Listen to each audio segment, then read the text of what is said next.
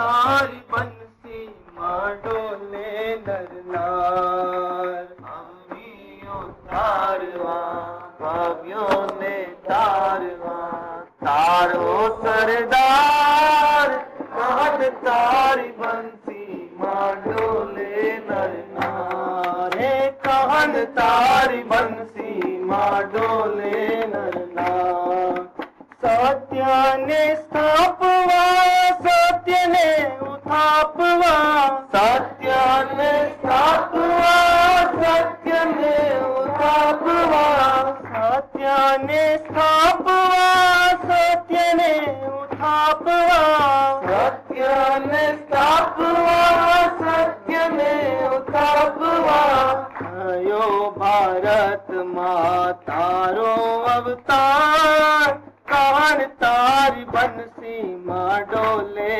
नरनार आयो भारत माँ तारो अवतार कान तारी बंसी माडोले नरनार आत्मा उतारवा भवसागर तारवा आत्मा उतारवा भवसागर तारवा आत्मा उतारवा भवसागर तारवा आत्मा उतारवा भवसागर तारवा जीवना सुजीवनो साचो सरदार कान तारी बंसी माडोले नरनार जीवना सुजीवनो साचो सरदार कान तारी बंसी माडोले नरनार हे कान तारी बंसी माडोले नरनार कान तारी बंसी माडोले नरनार अज्ञान मिटाववा ज्योति प्रगटाववा अज्ञान मिटाववा ज्योति प्रगटाववा अज्ञान मिटाववा ज्योति प्रगटाववा अज्ञान मिटाववा ज्योति प्रगटाववा ज्ञानामृत सिंची जीवन देनार कान तारी बंसी माडोले नरनार ज्ञानामृत सिंचिन जीवन देनार कान तारी बंसी माडोले नरनार कान तारी बंसी माडोले नरनार आत्मदृष्टि आप तो जड़ता हूँ थाप तो आत्मदृष्टि आप तो जड़ता हूँ ताप तो आत्मदृष्टि आप तो जड़ता हूँ थाप तो आत्मदृष्टि आप तो जड़ता हूँ ताप तो अज्ञानियम पर तारा उपकार कान तारी बंसी माडोले नरनार अज्ञानी हम पर तारा उपकार कान तारी बंसी माडोले नरनार हे कान तारी बंसी माडोले नरनार हे कान तारी बंसी माडोले नरनार आत्मा स्वरूप लीन जगती उदासीन आत्मा स्वरूप लीन जगती उदासीन आत्मा स्वरूप लीन जगती उदासीन आत्मा स्वरूप लीन जगती उदासीन साचो पवित्र तू जीवन जीवनार कान तारी बंसी माडोले नरनार साचो पवित्र तू जीवन जीवनार कान तारी बंसी माडोले नरनार हे कान तारी बंसी माडोले नरनार हे कान तारी बंसी माडोले नरनार जिन शासन काज धर्म उद्धारवाज, जिन शासन काज धर्म उद्धारवाज, जिन शासन काज धर्म उद्धारवाज, जिन शासन काज धर्म उद्धारवाज, डंको वगाड़्यो ते भारत मोजार, कान तारी बंसी मां डोले नर नार, डंको वगाड़्यो ते भारत मोजार, कान तारी बंसी मां डोले नर नार, हे कान तारी बंसी मां डोले नर नार, हे कान तारी बंसी मां डोले नर नार, अवनी उतारवा भव्यो ने तारवा, तारो अवतार कान तारी बंसी मां डोले नर नार, अवनी उतारवा भव्यो ने तारवा, तारो अवतार कान तारी बंसी मां डोले नर नार, हे कान तारी बंसी मां डोले नर नार, हे कान तारी बंसी मां डोले नर नार, तेरी वाणी सोनी आत्म लगनी लागी, गुरुवर प्यारा मिट गया है, अब तक पर को था अपना बनाया, दुख ही दुख संसार में पाया, अब तक पर को था अपना बनाया, दुख ही दुख संसार में पाया, तूने मंगल वचन मीठी मीठ्यागन गुरुवर प्यारा, पाया आनंद ही आनंद पाया, तूने मंगल वचन मीठ्यागन गुरुवर प्यारा, पाया आनंद ही आनंद पाया, तेरे चरणों में वंदन हमारा, तेरे चरणों में वंदन हमारा, तेरी वाणी में साची निधि है, वितरग होने की वरणी विधि है, तेरी वाणी में साची निधि है, वितरग होने की वरणी विधि है, बाहिर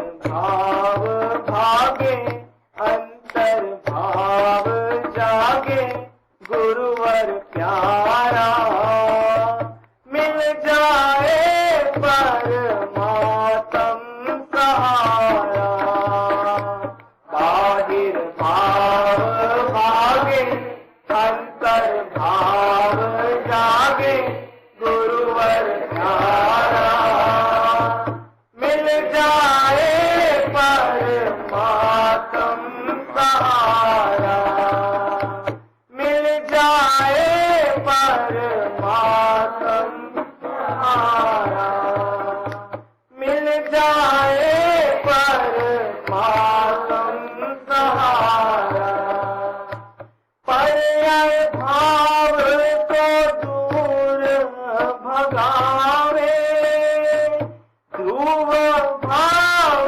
से एक मिक हो जावे, पर्याय भाव को दूर भगावे, ध्रुव भाव से एक मिक हो जावे,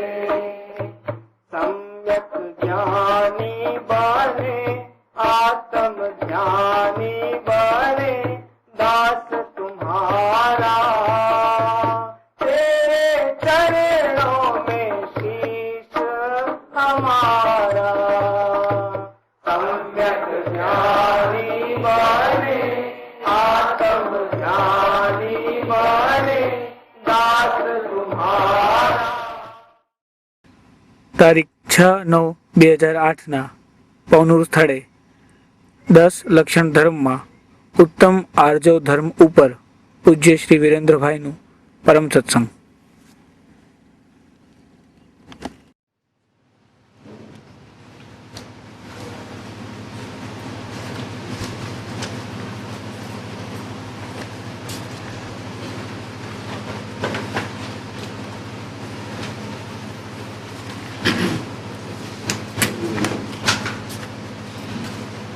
લક્ષણ ધર્મ આજે ત્રીજો દિવસ છે. ઉત્તમ આર્જવ ધર્મ.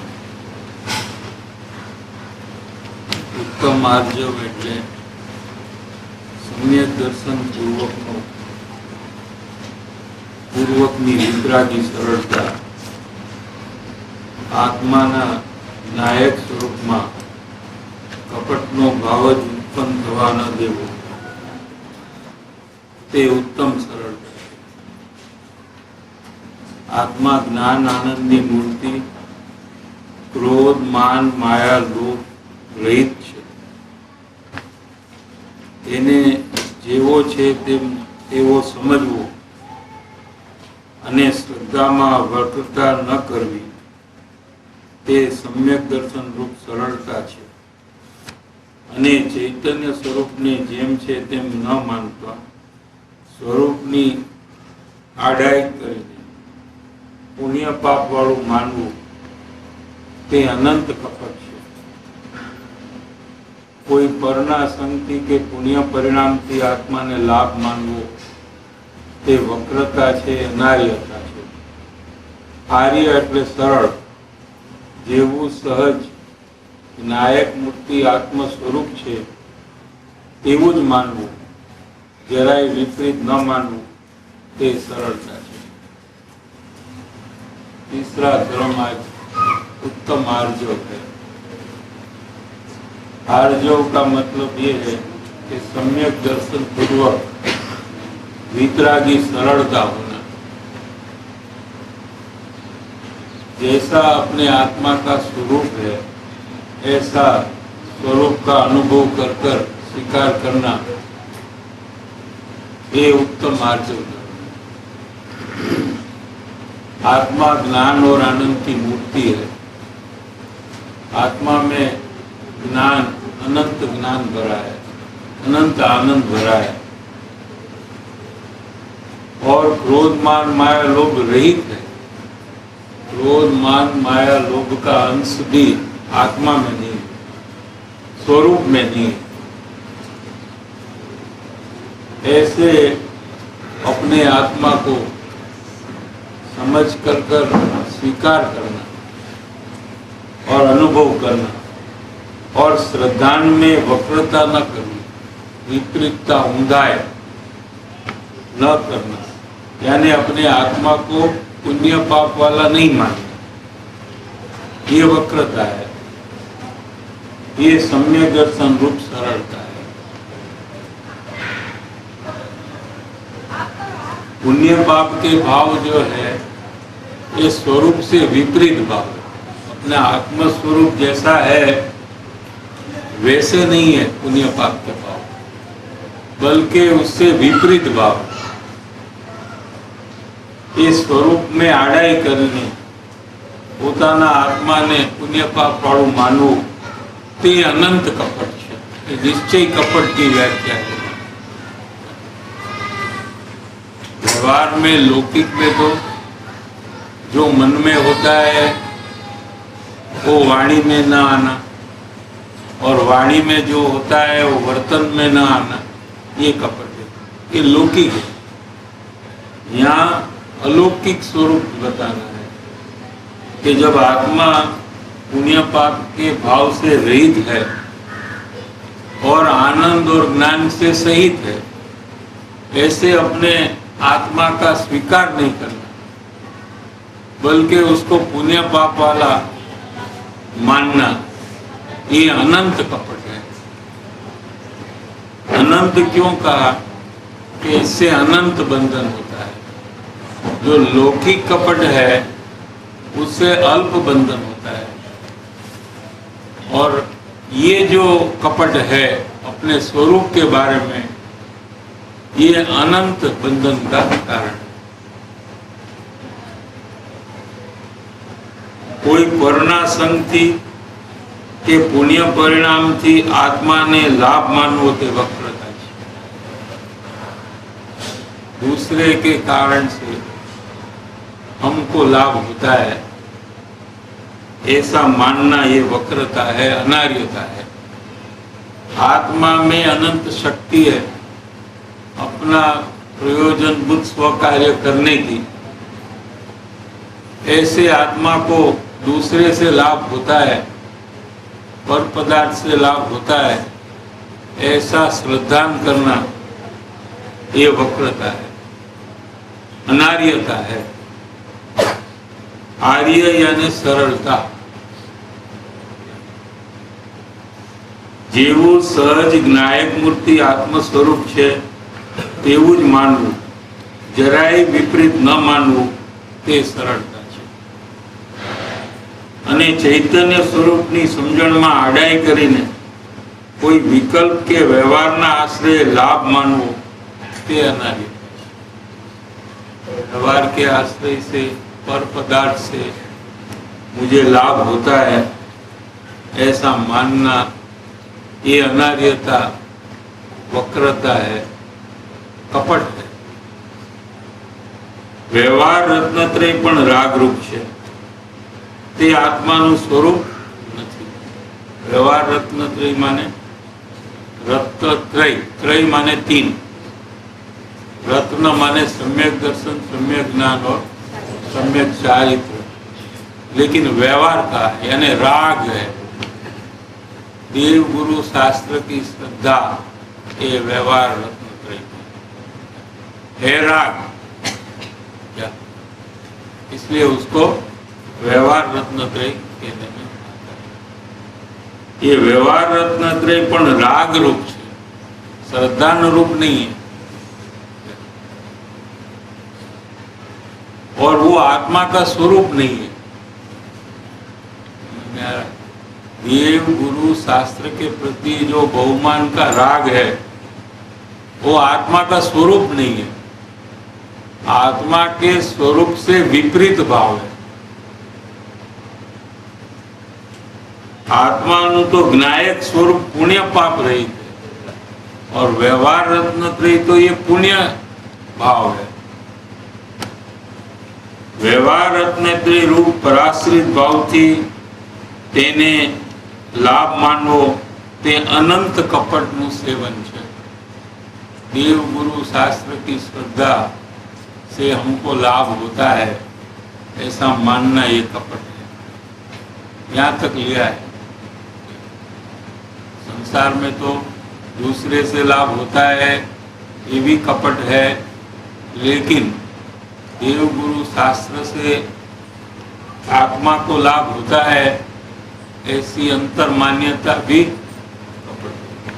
क्योंकि जीव फिर अपना स्वपुरुषार्थ प्रकट नहीं करता है, या कोई जीव अंतर्मुख का पुरुषार्थ नहीं कर रहा है तो वो ऐसा मान रहा है कि व्यवहार रत्नत्रय यानी देव गुरु शास्त्र की श्रद्धा से हमको लाभ होता है, ऐसा मानता है। ये आडाई का भाव है।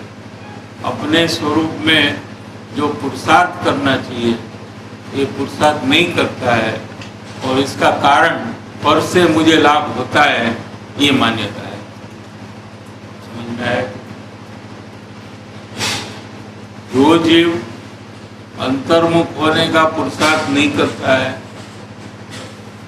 सिर्फ बहिर्मुखता में देव गुरु शास्त्र का समागम और उपदेश सुनता है, इसके अंतर के अभिप्राय में अगर ऐसा है कि ये सब प्रवृत्ति से मुझे लाभ होता है तो ये मान्यता उसके पुरुषार्थ को उत्पन्न नहीं होने देगी। अगर अंतर्मुख होने का पुरुषार्थ उत्पन्न नहीं होता है तो अपने बारे में ऐसा समझ सकते हैं कि हमारी ऐसी मान्यता।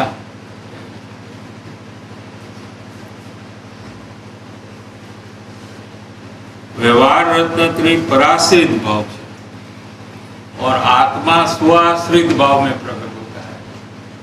आत्मा की दिशा स्व है और देव गुरु शास्त्र की दिशा पर है। पर के आश्रय से जो भाव प्रकट होता है ऐसा शुभ भाव या व्यवहार रत्नत्रयी का भाव ये पराश्रित भाव है। और आत्मा स्व है, उसके आश्रय से जो भाव प्रकट होता है वो वितरागी भाव है। वो उत्तम आर्जव धर्म का प्रकटपना है। અને તે વ્યવહારનો આશ્રય છોડી ये बात अगर हम स्वीकार करें कि हमको पर से लाभ होता है ऐसी हमारी मान्यता है, ये बात का अगर हम स्वीकार करें तो ही हमें अंतर्मुख होने की योग्यता यहाँ प्रकट होती है। अगर ये बात का हम स्वीकार न करें, सिर्फ सुने और ऐसा माने कि हमको तो ऐसा अभिप्राय नहीं है, तो ये भी मौका उसका चला जाएगा अंतर्मुख होने का।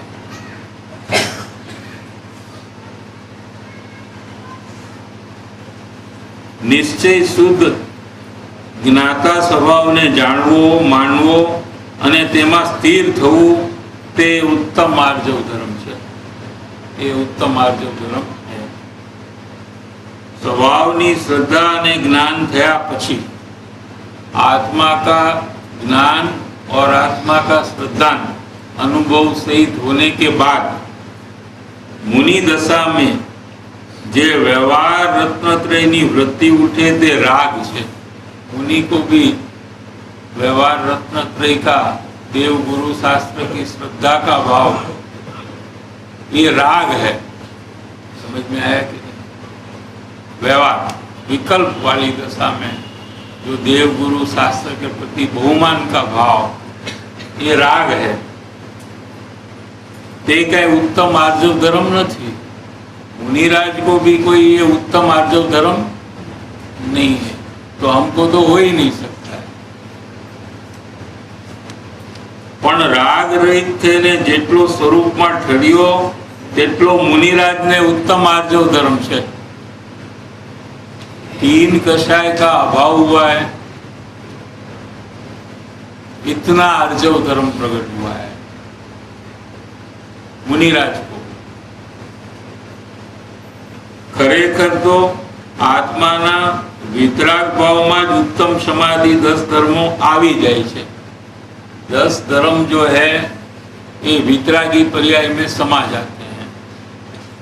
10 धर्मों में वितराग भाव एक ज प्रकार में है। वितराग भाव 10 प्रकार का नहीं है।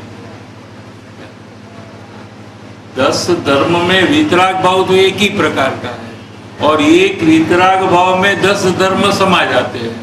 और वितराग भाव आत्मा के आश्रय से प्रकट होता है। पण ते वितराग भाव थया पहला समाधि जे जातनो विकल्प होय ते अनुसार उत्तम क्षमा धर्म वगैरे नामथी ते वितराग भाव ने ओळखवामां आवे छे।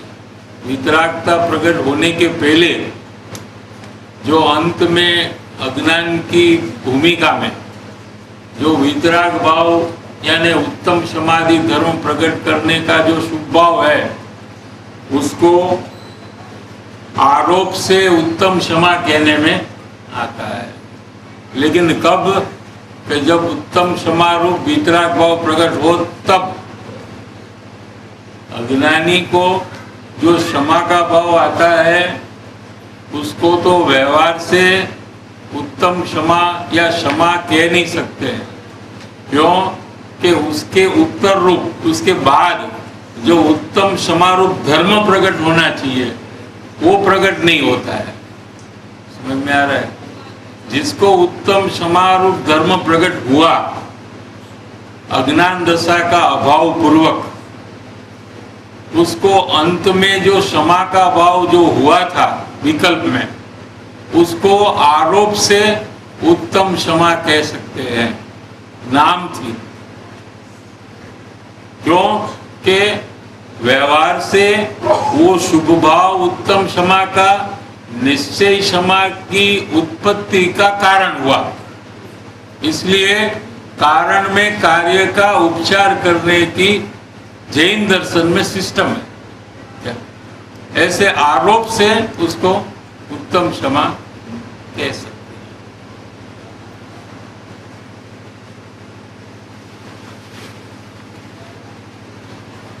દસે ધર્મોમાં વિતરાગ ભાવ એક જ પ્રકારનો છે, પણ તે વિતરાગ ભાવ થયા પહેલા माने अज्ञान दशा में। वितराग भाव होने के पहले कौन सी दशा होती है? अज्ञान दशा। वितराग भाव होता है तभी ज्ञान दशा होती है। एना थया पहला समाधि जे जातनो विकल्प होय, समाधि माने दूसरे नौ, क्षमा, आर्जव, मार्दव आदि जो सत्य, शौच, ये सब है ना, ये आदि में लेना। समाधि जे जातनो विकल्प होय, विकल्प माने विचार कहो या विकल्प कहो, क्या दोनों एकार्थ है। ज्ञान की मुख्यता से, ज्ञान गुण की मुख्यता से उसको विचार कहने में आता है, और वही अवस्था को चारित्र गुण की मुख्यता से विकल्प कहने में आता है। एक ही परिणमन को दो विवक्षा है, दो रीत से कहने की पद्धति है, उसको विवक्षा कहते हैं।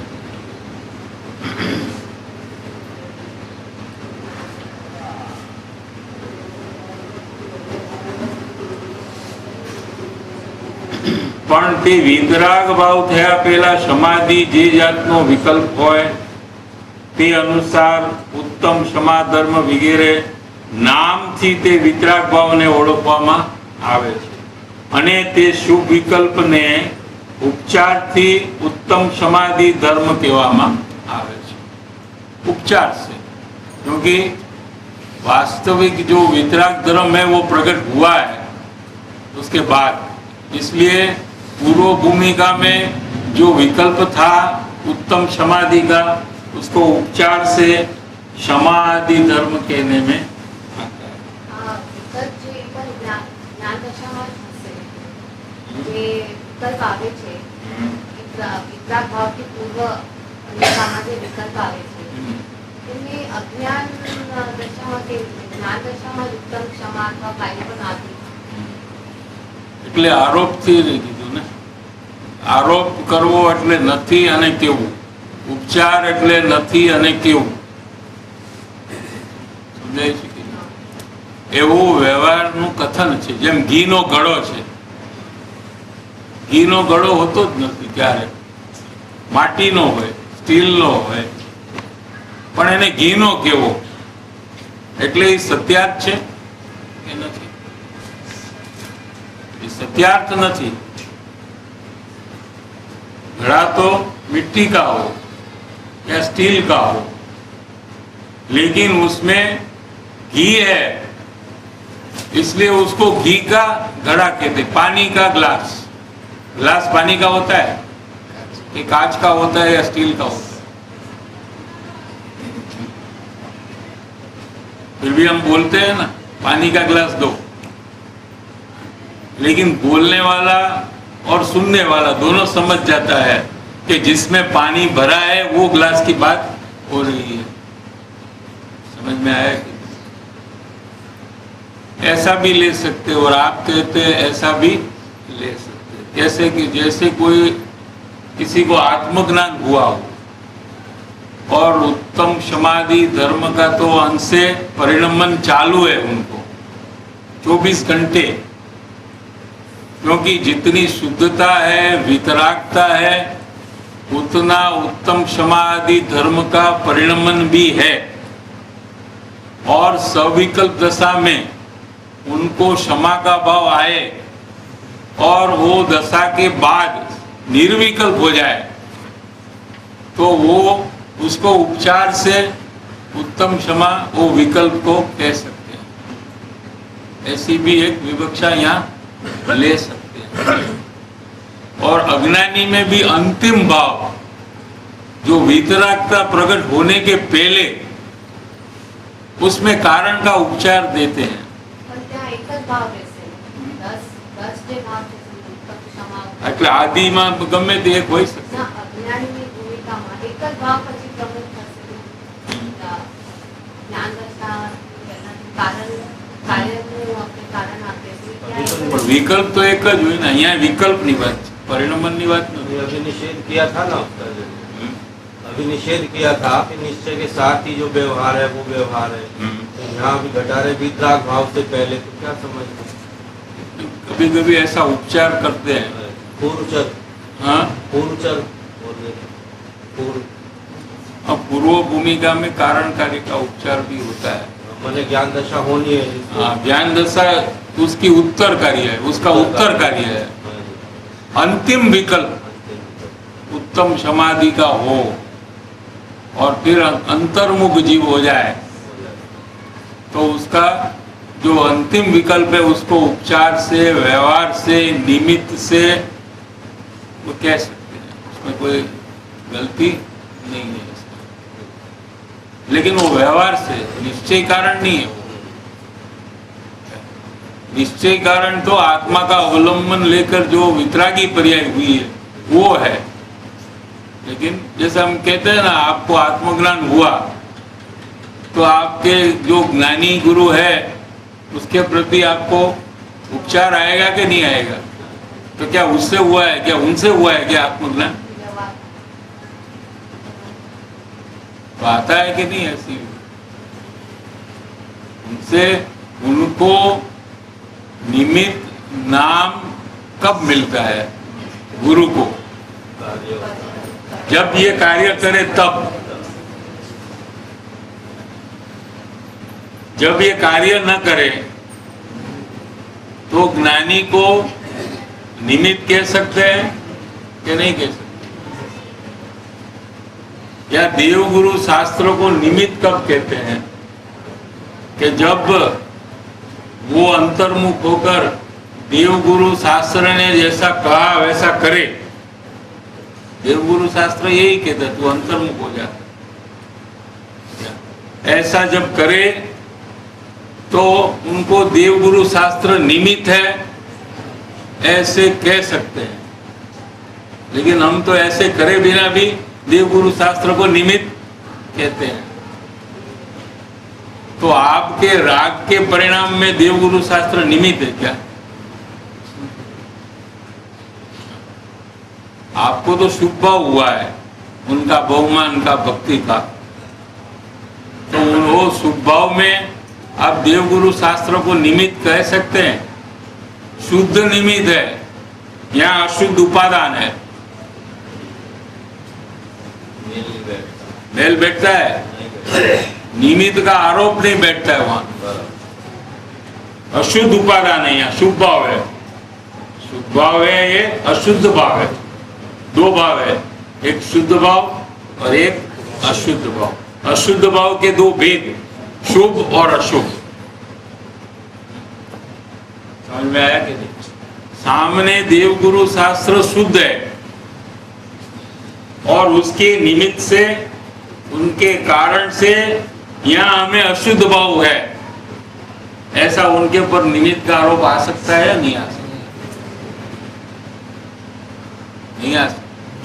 लेकिन उपचार से कहते हैं, वास्तविक तो वो न उपादान है, वो न निमित्त है, वो उनके लिए परद्रव्य है।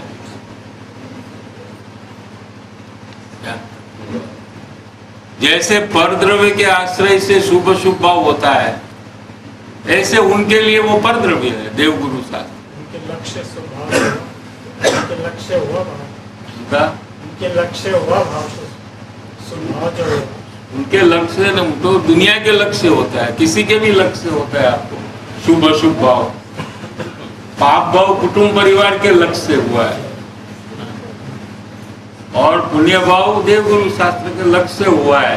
लेकिन उन्होंने एक ना कहा है करने का। उन्होंने कहा कि आप मत करो शुभ भाव, आप शुद्ध भाव प्रकट करो। तो उनकी बात की अवगणना कर कर उनके लक्ष्य से वो जो ना कहते वो भाव आपने प्रकट किया।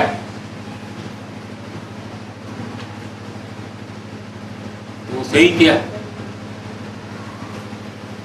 और उसमें उनकी अनुमोदना है आपको।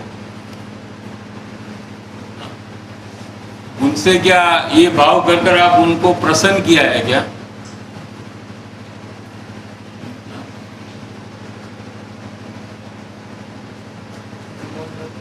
केवड़ी भगवान के केवड़ ज्ञान में आता है कि मेरा दर्शन पूजा कर कर शुभ भाव में रहता है, तो उनके केवड़ ज्ञान में ये मेरा शिष्य है, ये सच्चा वास्तविक शिष्य है, ऐसा उनको लगता है कि मेरे विरुद्ध कर रहा है, मेरे उपदेश के विरुद्ध ये कार्य कर रहा है, ऐसा लगता है। उनके ज्ञान में क्या आता है? दोनों नहीं आता है। हाँ, दोनों नहीं आता। विकल्प नहीं है, ज्ञान तो है ना, जड़ थोड़ी है केवड़ी भगवान। विकल्प नहीं है, बात तो विकल्प से कर सकते हैं हम आपसे, आप तो विकल्प को ही समझ सकते हैं, लेकिन उनके ज्ञान में आता है कि ये मेरे उपदेश के विरुद्ध ये जा रहा है, ऐसा ज्ञान उनमें है। ऐसा नहीं समझना कि केवड़ी भगवान को आपके अंदर में क्या हो रहा है वो ज्ञान नहीं है उनमें। ये क्या है, आपके अंदर का श्रद्धान क्या है वो केवड़ी भगवान को मालूम पड़ेगा कि नहीं पड़ेगा? एनालाइज करेंगे। एनालाइज क्यों करे? केवल ज्ञान में एनालाइज करने की जरूरत नहीं है, संपूर्ण जान रहे हैं ना। कम जानने वाला एनालाइज करेगा, एनालाइज करने वाला कम जानता है, संपूर्ण जानने वाले को तो सब जानकारी है, फिर क्या एनालाइज करें, सीधा ही जान लेते हैं।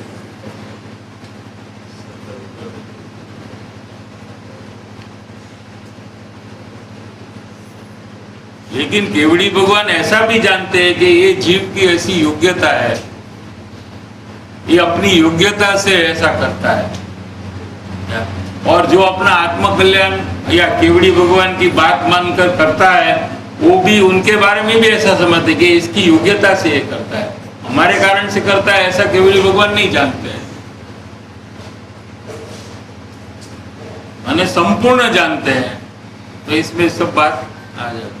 आप केवड़ी भगवान को नमस्कार यहाँ करते हैं, यहाँ है ना नीचे मूर्ति भगवान की, तो आप उनको नमस्कार करते हैं तो केवड़ी भगवान के ज्ञान में आता है कि नहीं कि आप उनको नमस्कार करते हैं? आता है। कब आता है? पहले से ही आ रहा हूँ। और अभी भी आ रहा हूँ। अभी हम उनकी बात करते हैं तो उनके केवड़ ज्ञान में आता है कि नहीं कि हम उनकी बात कर रहे हैं, और उनको मालूम है कि नहीं कि हमको मालूम है कि हम उनकी बात कर रहे हैं।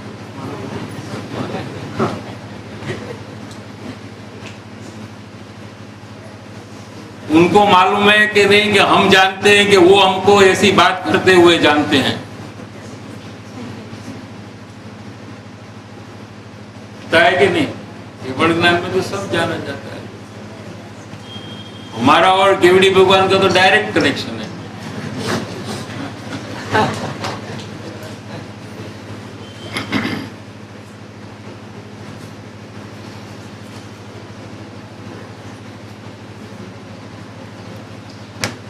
કે શુભ વિકલ્પને ઉપચારથી ઉત્તમ સમાધિ ધર્મ કહેવામાં આવે છે. આચાર્ય દેવ ઉત્તમ આર્જવ ધર્મનું વર્ણન કરે છે. શ્લોક છે પછી જે વાત મનમાં હોય તે જ વચનથી પ્રગટ કરવી તેને આર્જવ ધર્મ કહેવાય છે. અને તેનાથી વિરુદ્ધ એટલે કે માયાથી બીજાને ઠગવાના પરિણામ તે અધર્મ છે. એ બંનેમાં આર્જવ ધર્મ સ્વર્ગનો પંથ છે અને અધર્મ નરકનો પંથ છે. જેવું હૃદયમાં હોય તેવું જ બોલવાના પરિણામ તે તો શુભ પરિણામ છે. વાણીથી ભિન્ન સ્વરૂપી છું અને જે શુભ પરિણામ છે તે પણ મારું સ્વરૂપ નથી એમ સમ્યક સ્વભાવના ભાનપૂર્વક શુભનો નિષેધ વર્તે છે તેના શુભ પરિણામને વ્યવહારે ઉત્તમ આર્જવ કહેવાય છે. પરમાર્થથી તો જેવો શુદ્ધ આત્મ સ્વભાવ જાણ્યો તેવું જ પર્યાયમાં પરિણમન થઈ જવું તે જ ઉત્તમ સરળતા ધર્મ છે. જેવો સ્વભાવ છે તેવો જ પરિણમી ગયો પણ જરાય વક્રતા વિકાર ન થયો તે પરમાર્થથી ઉત્તમ આર્જવ ધર્મ છે. અને તે સ્વભાવમાં વિકૃતિ થઈને જેટલા રાગાદી ઉત્પન્ન થાય તેટલો उत्तम आर्जव धर्म नो भंग है. जो बात मन में होती है वही बात वचन में प्रकट करनी चाहिए.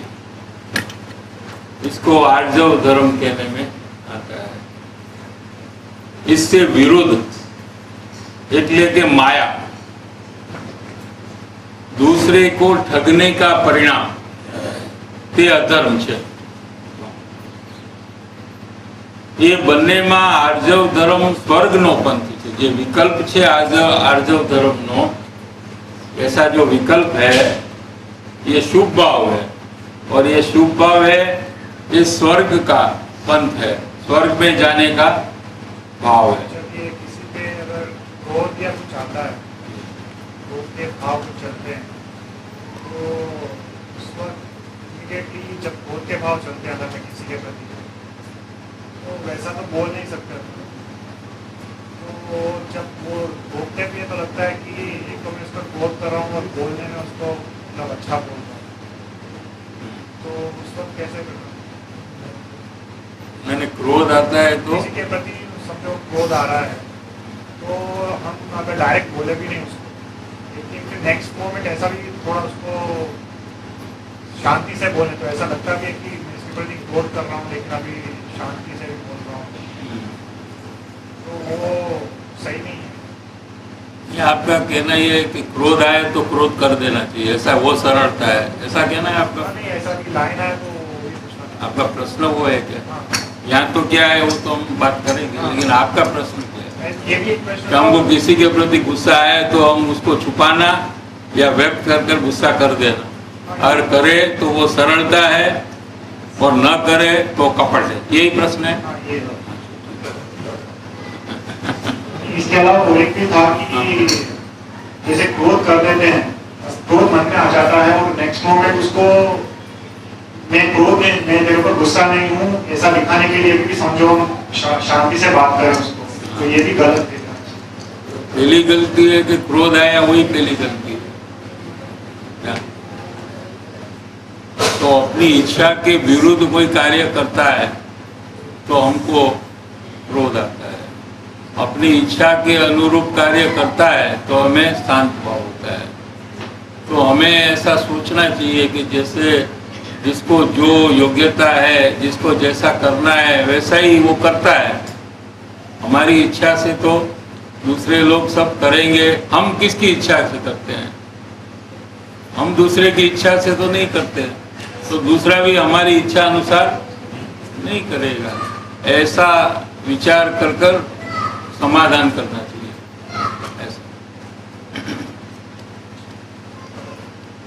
सरलता में ऐसा नहीं है कि किसी की कोई गलतियां हो, किसी को दुख लगे ऐसा व्यवहार करना, ये सरलता में नहीं आता है. जैसे हमको कोई पूछे कि भाई हम कैसे दिखने में है और वो अच्छा दिखाई ही न देता हो तो हमें क्या करना? सरलता से तो हमको बोल देना चाहिए कि हमको जैसा लगता है कि आप तो अच्छे नहीं लगते, तो ये सरलता है? नहीं, ऐसा नहीं है. मौन रहिए आप. माने दूसरे को सरलता से किसी को दुखी करने के लिए सरलता नहीं है. किसी को परेशान करना, दुखी करना अपनी सरलता का आग्रह रखकर, ऐसा भी नहीं होना चाहिए. यही उनका पूछने का मतलब था कि उसको सरलता कहेंगे कि मैं आचार्य कहें. नहीं, सरलता नहीं है, वो आग्रह है अपना आग्रह है. हम सरल है ये बताने का आग्रह है. ऐसा नहीं होना चाहिए। हमारा तो काम दूसरे को परेशान करने का थोड़ी है। इसमें धर्म करते करते दूसरे को पहले तो बोलते नहीं थे तो कोई प्रॉब्लम नहीं था।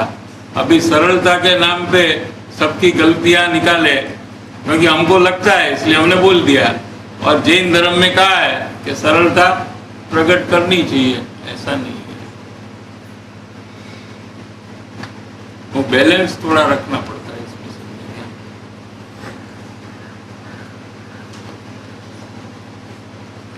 लेकिन आप ये उदाहरण सिर्फ लिया, उसके बदले जहाँ ऐसा प्रॉब्लम नहीं है फिर भी आप मन में जो बात है वो बात को छुपाकर वाणी में दूसरी बात करते हैं, उसके बारे में हमको विचार करना चाहिए।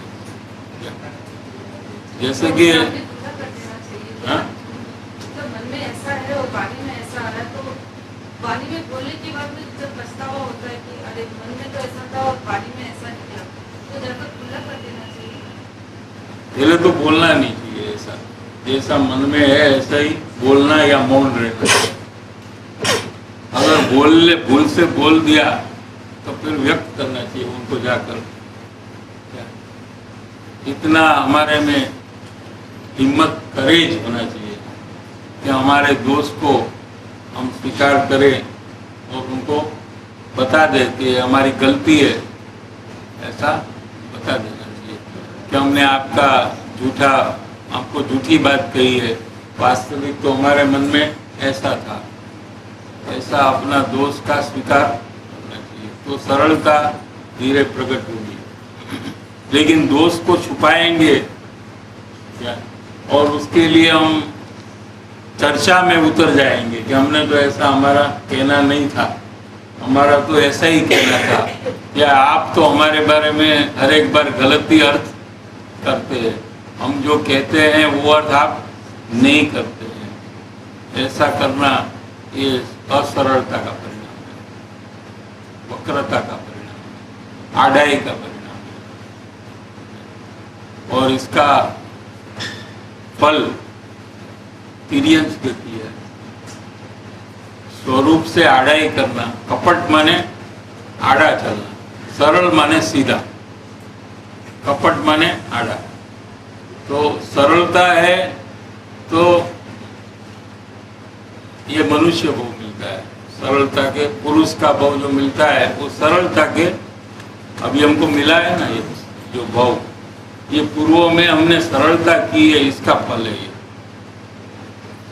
बार बार ये गलती समझ में आ रही है कि कोई अपना दोष बताता है कि तुरंत मैंने ऐसा नहीं किया, अपने को साफ सुथरा बताना और दूसरों के नहीं उसके वजह से, तो ये दोष का पक्ष लेना भी हुआ। और मतलब तो जिज्ञासु जो है धर्म में और मुमुक्षु है, ऐसे दो भेद है।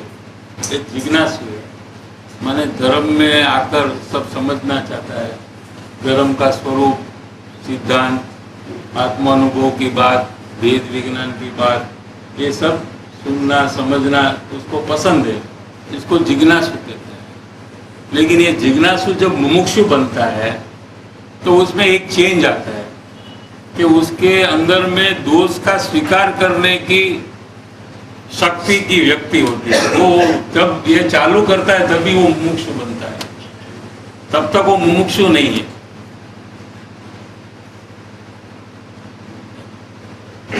यानी जो जिज्ञासु जीव को दोष का स्वीकार करने की तैयारी हो गई है वो मुमुक्षु होता है। माने मुमुक्षु को आप दोष बताएंगे तो कोई तकलीफ नहीं होगी, लेकिन जिज्ञासु कोई है उसको दोष बताएंगे तो आपका विरोध करेगा, वो स्वीकार नहीं करेगा, आर्ग्यूमेंट्स करेगा। माने अपने ग्रुप में ऐसे है ना कि जो जिज्ञासु है, जो समझने के लिए आए हैं, लेकिन मुमुक्षुता अभी तक आई नहीं है उनमें, तो वो दोष का स्वीकार नहीं कर सकते, वो आपसे झगड़ा करेंगे, वो आपसे दूरी होगी, उसका दोष बताएंगे। समझ में आया? क्योंकि अभी उसका लेवल कम है। उसका लेवल जब बढ़ेगा और वो मुमुक्षुता में आएगा, मोक्ष में जाने की एकमात्र भावना जब होगी, यानी निर्दोष होने की भावना जब होगी उसको, तो अपना दोष का स्वीकार कर कर उसको मिटाने की भावना जब होती है उसको, तभी वो दोष का स्वीकार करेगा। उसके पहले वो क्यों करेगा? तो हमें किसको दोष बताना ये भी हमको मालूम होना चाहिए। ऐसे ही जब दिखाई दे और भूल दे ऐसा नहीं करना चाहिए, क्योंकि सामने वाला तैयार नहीं है, मेंटली प्रिपेयर्ड नहीं है। सामने वाला खुद ही बोले मेरे दोस्त बतावे तो तभी बताना, वरना तो भी जरा चेक कर कर बताना। मौन ही रहना। हाँ, मौन ही रहना। मौन ही रहना। नहीं, चेक कर कर बताना, ऐसा का मौन रहने का नहीं कि वास्तविक रूप से वो अपना दोस्त सुनना चाहता है कि दूसरे की देखा देखी में वो कह रहा है। वे दोस्त सब 4 लोग बोलते तो ये भी बोलता है मेरा भी बताओ आप क्या, लेकिन उसमें दोस्त सुनने की ताकत नहीं है। माने आप छोटे दोस्त बताएंगे पहले, तो पहले दोस्त से आपको मालूम हो जाएगा कि आपका तुरंत विरोध आएगा सामने, तो फिर आप बड़े दोस्त बताएंगे। ऐसा नहीं करना, चेक करना। आपको एक छोटा दोस्त बताना एकदम ऑर्डिनरी, अगर उसका भी स्वीकार नहीं है तो फिर दूसरे दोस्त का तो कहां से स्वीकार हो सकता? घर में बच्चों के साथ काम लेना है, और कभी ऐसा भी है कि वास्तविकता में वो जो नहीं है, ऐसा बकअप करते करते उनको बताते रहे वो अच्छे ऐसा करके काम लेते हैं, तो अपने मन में है वो तो व्यक्त नहीं करते, तो भी योग्यता है कि ऐसे व्यवहार से कर सकते हैं। आपको अंदर का अभिप्राय आपका क्या है? अभिप्राय से बंधन है। आपका अभिप्राय क्या है? ऐसा करने में आपका अभिप्राय क्या है? क्या आपको तपास है? अगर उनके हित का अभिप्राय है तो कोई तकलीफ नहीं है उसमें।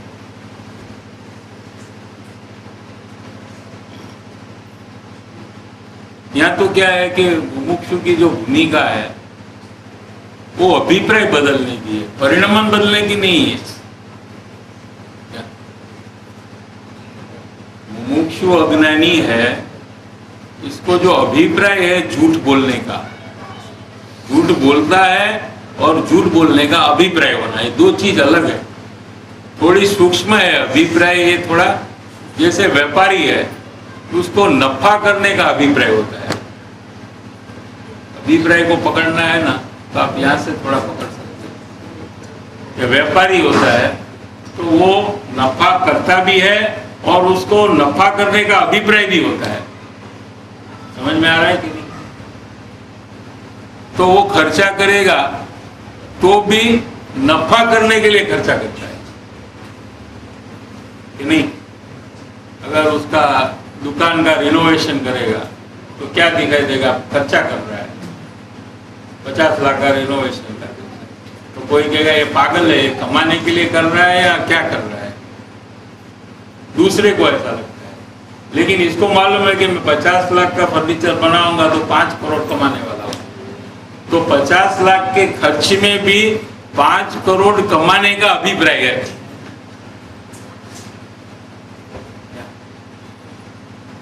अभिप्राय अंदर में है, सूक्ष्म है, और परिणमन बाहर में है। बाहर में आप खर्चा करते हैं तो भी आपका अभिप्राय पैसा कमाने का है, आप खर्चा नहीं करते हैं व्यापार में तो भी आपका अभिप्राय पैसा कमाने का है। अभिप्राय में कोई चेंज नहीं हुआ, प्रवृत्ति में चेंज होता है। कभी वही आदमी खर्चा करता है और कभी वही आदमी खर्चा नहीं करता है कि नहीं करना है रिनोवेशन, फर्नीचर नहीं बनाना है। अरे भाई लास्ट ईयर तो तुम बोला फर्नीचर बनाओ, ये साल बोल रहे कि फर्नीचर नहीं बनाओ, तो क्या तुम बदल गए हो क्या? कि नहीं, हम नहीं बदले, ये दुकान में नहीं बनाना चाहिए क्योंकि इसमें कमाई बराबर नहीं है, वो दुकान में बनाना चाहिए क्योंकि उसमें कमाई डबल होगी, ट्रिपल होगी। तो अभिप्राय तो एक ही रहा है और कार्य तो अलग अलग ऑपोजिट कार्य हो रहा है। माने जो अभिप्राय को नहीं जानता है उसको ऐसा लगेगा कि ये आदमी का सिर अभी चेंज है, इसका चक्कर गुम हो गया, अभी इसका सोचने का बराबर नहीं है। लेकिन उसको मालूम है कि मैं जो कर रहा हूं नफा बढ़ाने के लिए कर रहा हूं, तो ये अभिप्राय है। तो मुमुक्षु की भूमिका में अभिप्राय जो है ये बदलने का टारगेट है। टोटल काम इतना ही हो सकता है, परिणमन बदलने का काम नहीं हो सकता है। क्या समझ में आया कि नहीं? झूठा बोलने का अभिप्राय, किसी को ठगने का अभिप्राय, क्या ये जो अभिप्राय है, अंतर अभिप्राय, ये जब तक है तब तक सम्यक दर्शन नहीं होगा।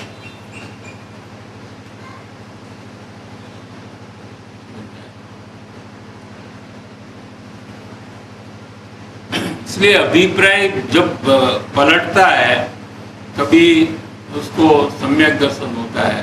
तो सम्यक दृष्टि ज्ञानी और अज्ञानी ये दोनों के बीच में इतना ही अंतर है कि एक का अभिप्राय सम्यक है और एक का अभिप्राय मिथ्या है, बाकी कोई चेंज नहीं है परिणमन में।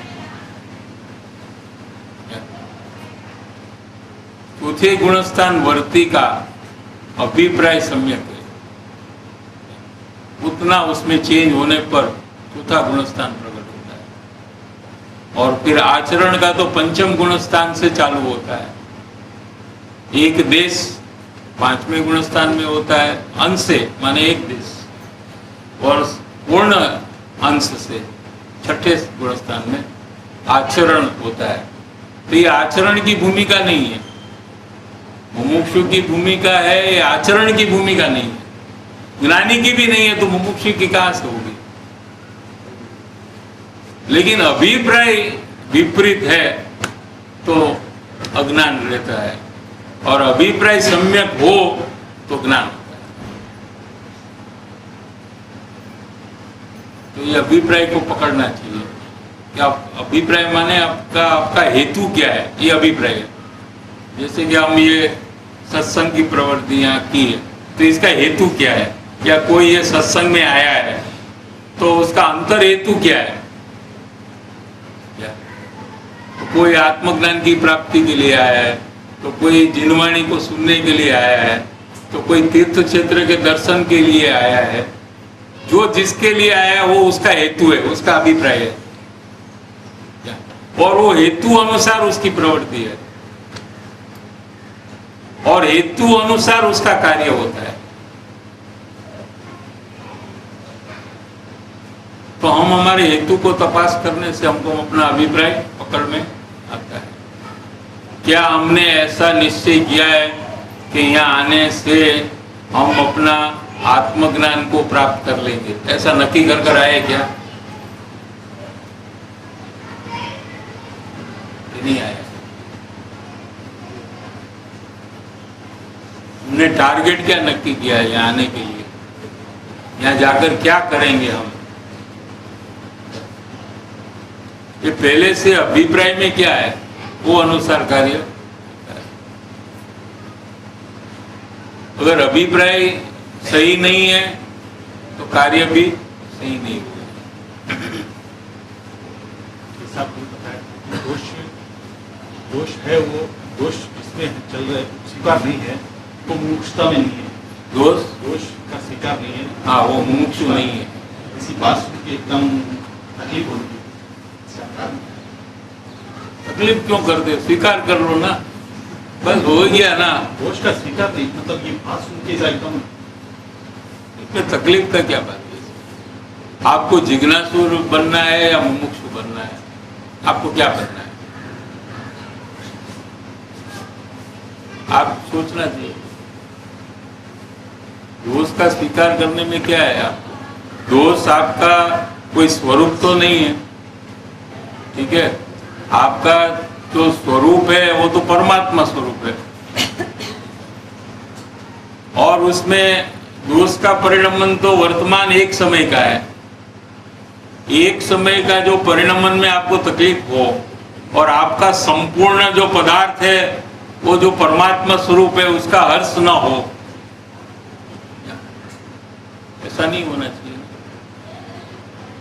जैसे किसी के पास 100 करोड़ रुपया है और उसने आज 10 रुपए की नोट पोल डाली, 10 रुपया का नोट हो गया उसका, तो इतना अफसोस करता है, रोता है, तकलीफ में आ गया है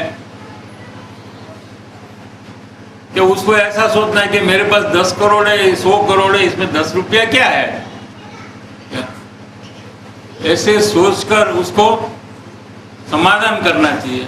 उसके बदले ये 10 रुपये के लिए इतना रोता है, दुखी होता है, तो वो सही है या नहीं। ऐसे मैं तो परमात्मा स्वरूप हूं, वर्तमान में मेरा दोष हो रहा है थोड़ा, ये तो मिटने वाला है, ये तो मिट जाएगा और मैं अवस्था में भी परमात्मा हो जाऊंगा। शक्ति रूप तो परमात्मा हूं ही क्या, और ये अल्प दोष जो है वो मिट जाएंगे और मैं पर्याय में भी परमात्मा बन जाऊंगा। ऐसा मुझे मौका मिला है, तो आपको हर्ष होना चाहिए या दुखी होना चाहिए। परमात्मा बनने का मौका मिला है तो आपको खुशी होनी चाहिए या दुख होना चाहिए। और ये दोष रहित बनकर परमात्मा बनने का जब मौका आया है, तभी आप दोष के लिए दुखी होगे तो दोष कहां से निकलेंगे।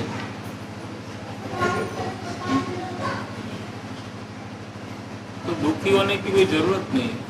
अनादिकाल से ये दोष से आपको जन्म मरण हुआ है और आत्मा को अनंत दुख हुआ है। ये दुख के दाता आप है। अपने दोष का पक्ष कर आपने अपने आत्मा को महादुखी किया है, नरक में भेजा है उसको, और करोड़ों अब्जों साल नरक में ये दुखी हुआ है आत्मा। क्या तिर्यंच में गया, पेड़ में, झाड़ में, कीड़ी में, मकोड़े में, कबूतर में, बिल्ली में, कुत्ते में करोड़ों बार जन्म किया है। क्यों? कि आपने आपका दोष का स्वीकार नहीं किया था, इसलिए आपने आपका दोष का पक्ष किया, बचाव किया है और इतना नुकसान आपने भोगा है। तो भविष्य में इतना नुकसान भोगना है तो अभी भी उसका बचाव करिए। तो आप स्वतंत्र है, आपका भविष्य आपके हाथ में है, आपको जैसा करना है आप कर सकते हैं। दोष को पक्ष करने से, उसका बचाव करने से अनंत जन्म मरण चालू रहेंगे आपके। क्या उसको स्वीकार करने से 90% तो स्वीकार करने से टल जाएंगे और फिर 10% को एक्चुअली मिटाने का प्रयास करना पड़ता है। खाली सिर्फ स्वीकार करने से 90% तो दोष का पावर खत्म हो जाता है। कर तो देखिए, समझ में आया? और 10% अपने आप फिर चला, 90% जब चला गया तो फिर 10% के लिए क्या रोना। और संपूर्ण दोष का अभाव जब होता है तभी जीव को सिद्ध परमात्मा स्वयं हो जाता है, सिद्धालय में विराजमान होता है। अनंत सुख का भोगवटा, अनंत ज्ञान, अनंत वीर्य सब प्रकट होता है। ऐसा कार्य करने का अवकाश जब आया है, मौका आया है, तो गुरुदेव कहते थे जैसा लक्ष्मी चांदलो करवा आवे तो क्या अभी जरा मुंह धोकर आता हूं जरा क्लीन कर बराबर मुंह कर आता हूं। इतना टाइम भी उसमें वेस्ट करना नहीं चाहिए। ऐसा मौका बहुत कम लोग को मिलता है जो हमें मिला है। और अनंत काल में बहुत रेयरली ऐसा मौका मिलता है। अनंत भव में ऐसा मौका मिलना ये भी बहुत नहीं मिलेगा ऐसा समझ लेना, कभी मिला नहीं है ऐसा समझना। ये अपूर्व योग मिला है ये कार्य करने का अभी। ये भूतकाल में कभी मिला नहीं है ऐसा समझकर करेंगे तो काम होगा, और अभी नहीं करेंगे, इसकी अवगणना करेंगे तो भविष्य में अनंत काल तक ऐसा योग नहीं मिलेगा। ये अवगणना का जो कर्म बंधन होता है अभी, ये जो नहीं करने का जो परिणाम है, ये अवगणना का परिणाम। इसमें जो कर्म बंधन होता है, इसको आपको धर्म से करोड़ों माइल दूर आपको रखेगा कि कभी धर्म की प्राप्ति फिर होगी, देव गुरु शास्त्र भी कभी मिलेंगे, मिले उनकी कीमत नहीं की। इसमें तो कोई पैसा तो चलता नहीं है कि इतना पेमेंट दे दे तो मिल जाए, ऐसा कोई चीज। इसमें तो कीमत से मिलता है। क्या इसमें कीमत का पेमेंट देना पड़ता है? इसमें कोई दूसरा पेमेंट नहीं, चलन नहीं है इसमें। इनका महिमा है तो ये आपको मिलने का कारण होता है भविष्य में, और इनकी बात को तिरस्कार कर कर अपनी मनमानी करना, यही तो अवगणना है। तो फिर भविष्य में ये मिलते। जैसा आपने अनादिकाल से दोष का स्वीकार नहीं किया है, यानी दोष का पक्ष करने की एक आदत सी हो गई है क्या, इसलिए थोड़ा कठिन लगे। वास्तविक रूप से जरा भी कठिन नहीं है, आदत से ऐसा हो लगता है कि हमने कभी स्वीकारा नहीं है, हमने तो उसका बचाव ही किया है कभी भी, तो ऑटोमेटिकली हमको बचाव करने का भाव आ जाता है। और किसी को मालूम पड़े हमारा दोष, वो हमारे से सहन नहीं होता है, लेकिन सबको मालूम है। आप ना कहे तो भी मालूम है, कहो तो आपको नहीं मालूम है दूसरे के दोष, वो नहीं बताते तो भी, दूसरे लोग आपको नहीं बताते दोष, तो आपको मालूम नहीं पड़ता है कि इसमें ये दोष है। वो बोलता है मैं सच बोलता हूँ, लेकिन वो बोलता रहेगा झूठ, तो आपको मालूम नहीं पड़ता है क्या झूठ बोलता है, तो क्या फायदा किया? सबको मालूम पड़ जाएगा, तो क्यों छुपाए हम? छुपाने से क्या फायदा है? बल्कि उससे उल्टा करना चाहिए, उसको व्यक्त करना चाहिए, सबको जाकर बोलना चाहिए। एक माइक लेकर 100 आदमी के बीच में अपना दोस्त बोलना चाहिए, उल्टा करना चाहिए। हम उसको छुपाते हैं। अब व्यक्त करने का बात आए तो भी हम सेलेक्ट करेंगे कि ये 2 आदमी को भेजो, हम उसको बोलेंगे, बाकी के आदमी को हम नहीं बोलेंगे। क्यों ऐसा? सब जान ले। किसी को आप कुछ कहो, उसकी भूल बताओ, तो आपकी भूल वो नहीं सुनता है। वो क्या करता है कि दूसरा कौन सुनता है वो देखता है, दूसरा आजू बाजू में कौन सुन सकता है, उसको उसकी चिंता है कि दूसरा किसको मालूम पड़ता है मेरा दोष। उसको अपना दोष मिटाने की चिंता नहीं है, लेकिन दूसरे को ना मालूम हो उसके लिए वो प्रयास करता है कि आपको कहना है तो हमको एकांत में कहो, सबके सामने मत कहो।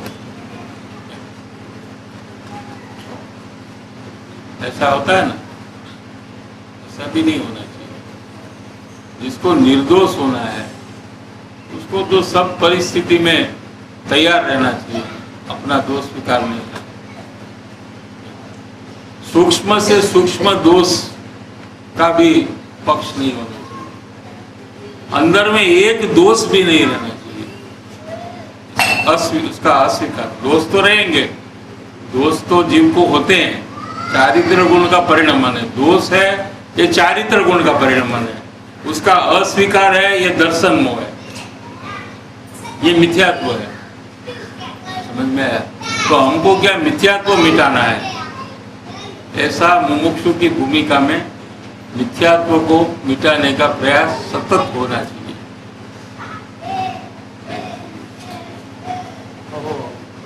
दोषों को स्वीकार करने से मिथ्यात्व मिथ्यात्व कमजोर हो जाता है।